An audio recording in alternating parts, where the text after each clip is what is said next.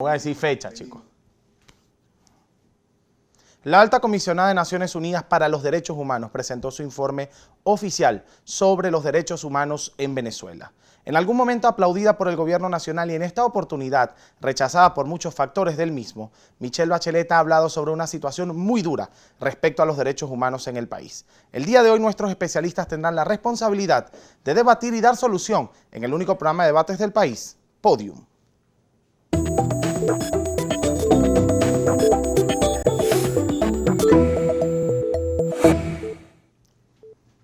Reciban un gran saludo, estimados televidentes de Globovisión, y bienvenidos un domingo más al único programa de debates del país, Podium. Desde ya tienen a su disposición nuestras redes sociales, @PodiumPisoGB en Twitter e Instagram, y la etiqueta del día, Podium Bachelet. A través de ella pueden hacer llegar sus dudas, sugerencias y comentarios. ¿Qué ha pasado con este informe de la Alta Comisionada de Naciones Unidas para los Derechos Humanos?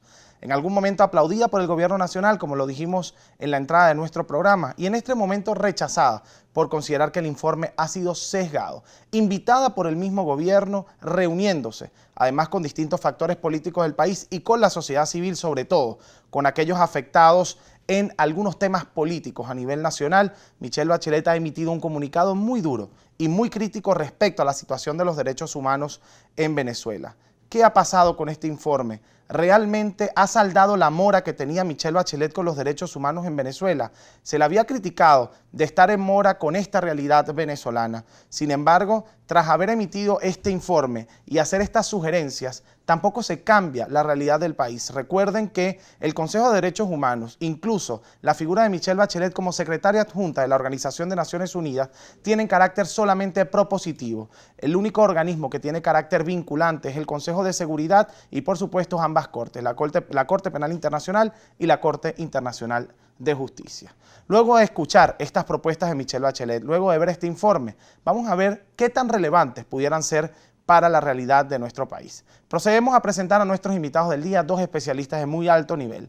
A mi lado izquierdo tenemos a Jefferson Padrón, abogado, docente universitario, especialista en Derecho Penal, director de Asuntos Académicos del Movimiento Nacional de Abogados Patriotas, y corrijo, director de Asuntos Académicos y además de Juventud del Movimiento Nacional de Abogados Patriotas. A mi lado derecho tenemos a Ana Leonora Costa, abogada, directora de la Coalición por los Derechos Humanos y la Democracia, defensora de derechos humanos y presos políticos. Ha presentado diversos casos en el Sistema Internacional de Derechos Humanos, tales como la Comisión Interamericana de Derechos Humanos y la Organización de Naciones Unidas, experta en Derecho Penal y Derechos Humanos. Con ellos es interesante hablar sobre este informe de Michelle Bachelet, que está enfocado netamente en la realidad del país, en la realidad de los derechos humanos en el país. Dos abogados, especialistas en la materia, expertos en derecho penal, expertos además en el tema de los derechos humanos. Se han presentado diversos casos, el capitán de corbeta lo tocamos acá la semana pasada, acá en Podio, la semana antepasada, hablamos sobre la realidad de los derechos humanos en ese caso, al cual también ha hecho referencia la Alta Comisionada de Naciones Unidas a través de redes sociales. Se ha hablado además de la DGCIN, se ha hablado además del SEBIN, se ha hablado además de algunas fuerzas policiales que están haciendo uso abusivo de sus facultades, y esto por supuesto involucra al Estado, que es el encargado de la violación de derechos humanos, de presentarse el caso. Vamos a comenzar por mi lado izquierdo, aunque deberían comenzar las damas, por un tema de costumbre y porque ya la Cámara 1 está dispuesta. Vamos a comenzar con Jefferson Padrón. Pedrón, perdón. Bueno, acá tengo Padrón, ya la producción se encargará de corregirlo. Jefferson Pedrón. La primera pregunta es como en los organismos internacionales, vamos a fijar posición.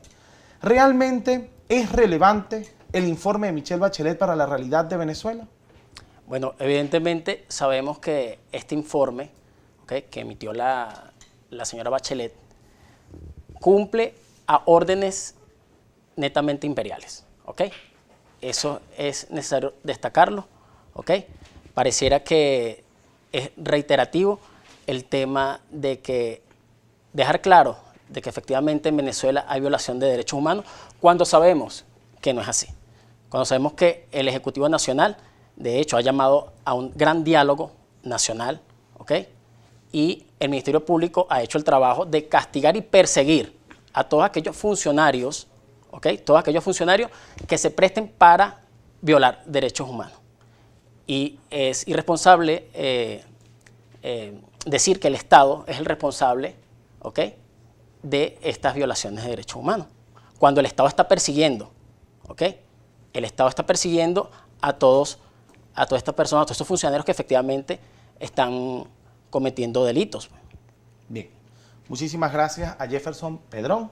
Vamos a hacerle la misma pregunta a Ana Leonor Acosta. ¿Realmente tiene relevancia el último informe de Michelle Bachelet sobre los derechos humanos en Venezuela? Tiene mucha relevancia el informe presentado por la Alta Comisionada para los Derechos Humanos de las Naciones Unidas. Esto responde al deterioro en materia de derechos humanos que ha ocurrido en Venezuela desde hace más de 10 años y que hemos venido denunciando. Es el resultado, además, de un proceso que se ha llevado ante el Consejo de Derechos Humanos. Recordemos que el 27 de septiembre del año 2018, el Consejo de Derechos Humanos ya demostró su grave preocupación por la situación que se vivía en Venezuela con respecto a la situación de derechos humanos.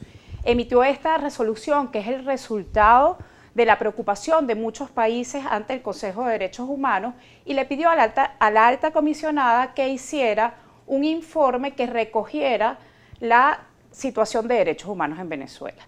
Es un trabajo previo que se venía haciendo con la Oficina del Alto Comisionado, pero que tiene un mandato específico del Consejo de Derechos Humanos. Desde ese momento, la Oficina de la Alta Comisionada empieza a documentar cuál es la situación de derechos humanos en Venezuela. ¿Y cómo lo hace? Lo hace siguiendo los derechos establecidos en la Declaración Universal de los Derechos Humanos, yendo por tipos de derechos, desde los derechos sociales, desde los derechos económicos, hasta los derechos inherentes a la vida humana, como pueden ser el derecho a la vida, el derecho a la libertad personal.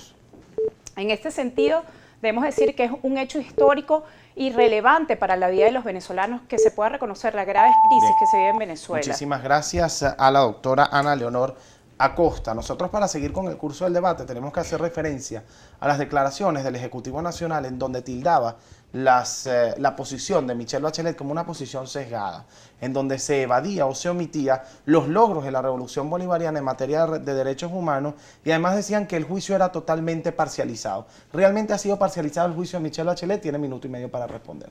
Totalmente de acuerdo con las declaraciones del Ejecutivo, en virtud de que sí es cierto, si bien es cierto que la ciudadana Bachelet enmarcó su informe en el tema de los derechos humanos, la violación sistemática de la supuesta violación de los derechos humanos en Venezuela, no menos cierto que la fuente donde ella está basando su informe proviene de ONG, que son financiadas por la derecha, y es importante destacar que hay una resolución, del Tribunal Supremo de Justicia de la Sala Constitucional, en el caso Súmate, en el año 2010, que la 793, con ponencia del magistrado Carrasquero, que establece que todas aquellas ONG que reciban financiamiento del extranjero, no podían participar ni opinar en los asuntos políticos del país por ser contrario, por estar en contra, por ser contrario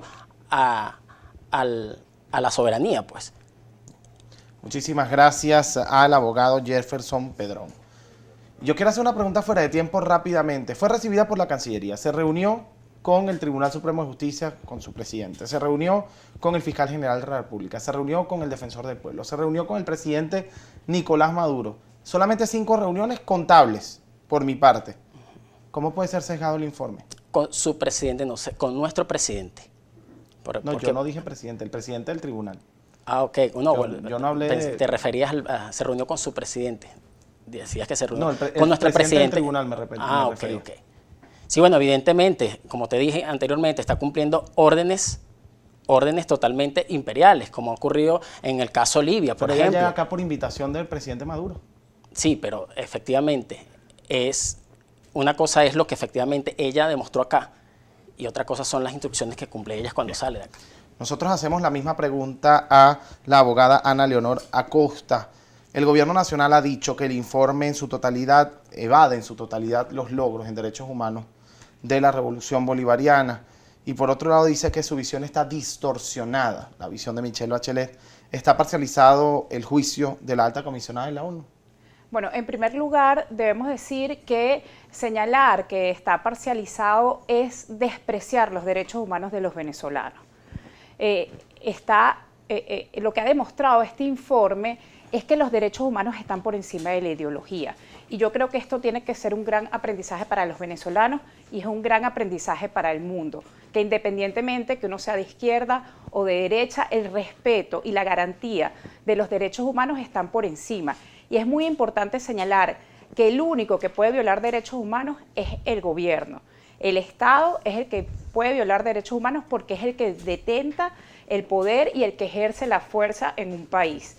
Por lo tanto, debemos señalar que las violaciones, por supuesto, de derechos humanos que trae el informe de la alta comisionada se refieren a actuaciones u omisiones que ha tenido el Estado con respecto a garantizar derechos básicos de los venezolanos, como el derecho a la salud y el derecho a la alimentación.